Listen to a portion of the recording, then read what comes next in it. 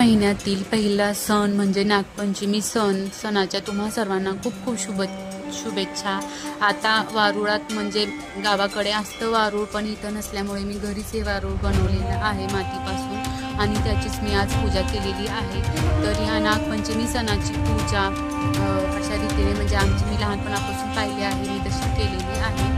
चला तर मग याच नागपंचमी सणाची एक खूप कथा प्रचलित आहे, जी की श्रीकृष्णाने यमुना नदीचे संरक्षण करण्यासाठी म्हणजेच की यमुना नदीमध्ये जेव्हा कालिया नागाने सर्वत्र विष पसरवून ठेवलं होतं आणि त्या विषाचा म्हणजे सर्वच गावावरती खूप दुष्परिणाम होत होता। सर्व जनावरे पाणी पिऊन मरत होते आणि त्या सर्वांना वाचवण्यासाठी श्रीकृष्णाने कालिया नागाचा वध केला होता आणि त्याला दूर केला होता आणि त्यानंतर सर्वच गोकुळवासियांचे संरक्षणही केलेले होतं। त्याचप्रमाणे दुसरीही एक कथा प्रचलित आहे, ती म्हणजे अशी की ही कथा भविष्य पुराणातील पुस्तकात आढळलेली आहे आणि ही कथा मी कालच श्रवण केली आहे, म्हणून तुमच्यासोबतही शेअर करतो। दक्ष राजाची मुलगी कत्रू हिचा विवाह दक्ष राजांनी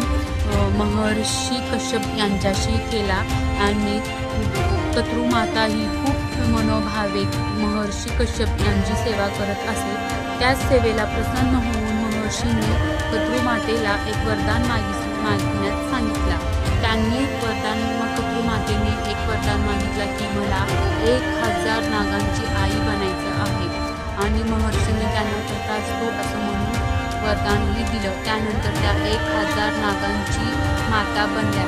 त्याचप्रमाणे त्याच दरम्यान एक समुद्रमंथनाचं मंथनही चालू होतं आणि समुद्रमंथनातून खूप असे अमूल्य द्रव्ये, सोने चांदी वस्तू बाहेर येत होत्या। त्याच प्रमाणात एक उच्च स्त्राव असा पांढरा शुभ्र घोडा समुद्रमंथनातून बाहेर आला आणि त्याला पाहून सर्वांचेच डोळे दिपून गेले होते। खूप सुंदर असा तो घोडा होता आणि तिथेच या सवती म्हणजे की कत्रूच्याही बाकीच्या सवतीही होत्या आणि त्यातील एक विनिता नावाची सवत आणि त्या दोघी असंच त्या घोड्याची खूप स्तुती करत होत्या। तेव्हा कत्रू म्हणत होती की घोडा हा किती सुंदर आहे, किती छान आहे, पण याचं शेपूट थोडंसं काळं आहे।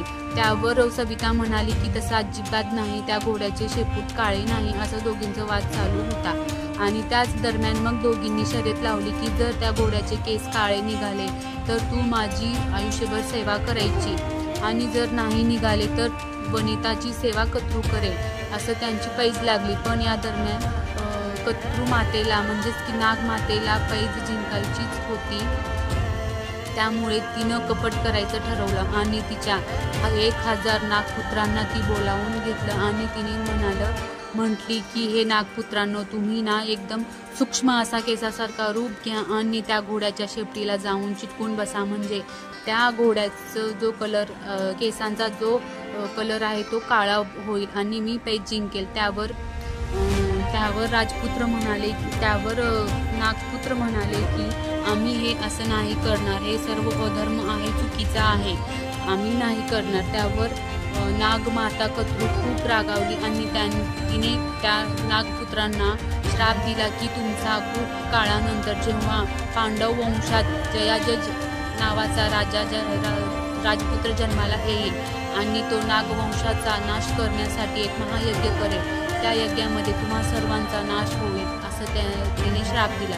तो श्राप ऐकून ते सर्व घाबरून गेले आणि ते सर्वच नागपुत्र वासुकीला घेऊन म्हणजेच की वासुकी नागाला घेऊन ब्रह्मदेवाकडे गेले। घडलेली सर्व घटना ब्रह्मदेवाला सांगितली। तेव्हा ब्रह्मदेव म्हणाले की तुम्ही चिंता करू नका। असंच काही काळानंतर एक खूपच ब्राह्मण तपस्वी ब्राह्मण हा पृथ्वीवर जन्मजात कुळामध्ये जन्माला येईल आणि त्याच्याशी तुम्ही तुमच्या बहिणीचा विवाह करा, म्हणजे त्या दोघांच्या पोटी एक पुत्र जन्माला येईल। तो पुत्र खूपच महाप्रतापी असेल आणि तोच तुमचं संरक्षण करेल, असं ब्रह्मदेवांनी त्यांना सांगितलं, म्हणजे त्यांना एक वरदानच दिलं। मग त्यानंतर तसंच घडलं। काही काळानंतर जेव्हा पांडव कुळातील जन्मजात म्हणजे राजाने यज्ञ केला आणि त्या यज्ञामध्ये सर्वच नागवंशाचा त्याला नाश करायचा होता आणि त्याने तसं केलं.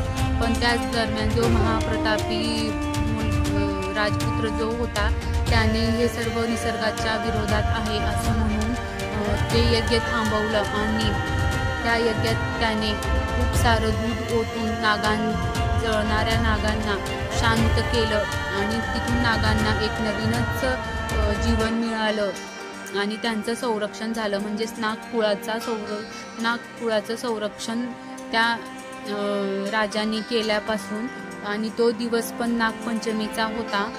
असं त्या दिवसापासून आपण सर्वजण नागाच्या संरक्षणासाठी म्हणजेच नागाच्या शांततेसाठी आणि नागदेवतेची पूजा आपण करत असतो आणि वारुळामध्ये दूध वाहून ही पूजा करत असतात. तिथपासून ही प्रचलित झालेली कथा आणि आपण जी विधिवत पूजा करतो ते आहे. जर आजची ही कथा तुम्हाला आवडला असेल तर नक्की कमेंट्स करा आणि काही चुकलं असेल तरीही कमेंट्स करा. आणि आता मी तुम्हाला कथेसोबतच नागपंचमीचं नैवेद्य कसं बनवतात तेही सांगितलेलं आहे. आणि इकडं मी कटाची आमटी बनवलेली आहे आणि पुरणाचे कानवलेही बनवलेले आहेत. आणि हा स्पेशल नैवेद्य असतो नागपंचमीचा जो की आपण करत असतो. त्या अगोदर मी कटाची आमटी बनवलेली आहे. इकडं आता मी कानवले बनवून घेते आणि त्याचबरोबर दिंडेही बनवते आहे. आमच्या इकडे तर कानवलेच जास्त बनवतात, दिंड फार कमी असतं. म्हणजे जिकडच्या तिकडची प्रथा असते. आमच्या इकडे हे कानवलेच प्रसिद्ध आहेत म्हणून मी तेही बनवत आहे आणि दिंडही बनवत आहे. आज हे म्हणजे भाजत नाहीत, तव्याचा कसलाच वापर करत नाहीत. आता मी अगोदर कानवले करून घेते. त्यासाठी मी आता चपाती म्हणजे आपण जसं गोलपुरी लाटतो तसं लाटून घ्यायचं आणि मधोमध पुरण ठेवून म्हणजे सेम करंजीसारखं त्याला शेप द्यायचं असतं आणि ते पाण्यावर वाफवून घ्यायचं असतं. जसं की आपण आळूचे पानं वगैरे वाफवून घेतो त्याप्रमाणे, जसं की मोदक वगैरे. आणि हे कानवले कुठे कुठे तांदळाच्या पिठाचंही बनवतात. म्हणजे की कोकण भागामध्ये कानवले त्याच्यामध्ये पुरणाच्या ऐवजी खोबऱ्याचं खिसखिस आणि गूळ, त्याचं जे आपण मोदकासाठी जो मिश्रण बनवत असतो ना तेच असतं. आणि गव्हाच्या पिठाच्या ऐवजी ते तांदळाचं पीठ वापरतात. त्यालाही दिंड असं म्हणतात. हे दिंड्याचाही शेप मी देण्याचा प्रयत्न केलेला आहे कारण मी पहिल्यांदाच बनवत होते.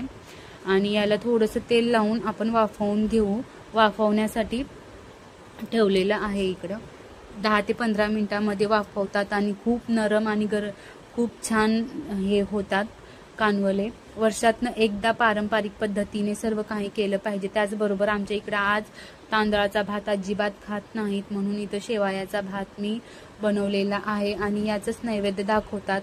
एक गव्हाच्या म्हणजे पुरणाचे कानवले आणि शेवायाचा भात असं आमच्या इकडं नैवेद्य असतं. आणि आम्ही आता इकडं कानवले आणि दिंड वाफवून घेतलेला आहे आणि शेवायाचा भातही तयार आहे. आता मी नैवेद्याचं ताट बनवून घेते आणि ते नैवेद्य दाखवून पण घेते. इकडं मी आता एका वाटीमध्ये दूध साखर किंवा दूध आणि गूळ आणि तूप याचा नैवेद्य दाखवणार आहे. अशी मी घरातच छान पूजा केलेली आहे. खूप प्रसन्नही वाटत होतं. दरवर्षीप्रमाणे आजही पूजा माझी संपन्न झालेली आहे. चला तर मग भेटूया नेक्स्ट व्हिडिओमध्ये. तोपर्यंत बाय.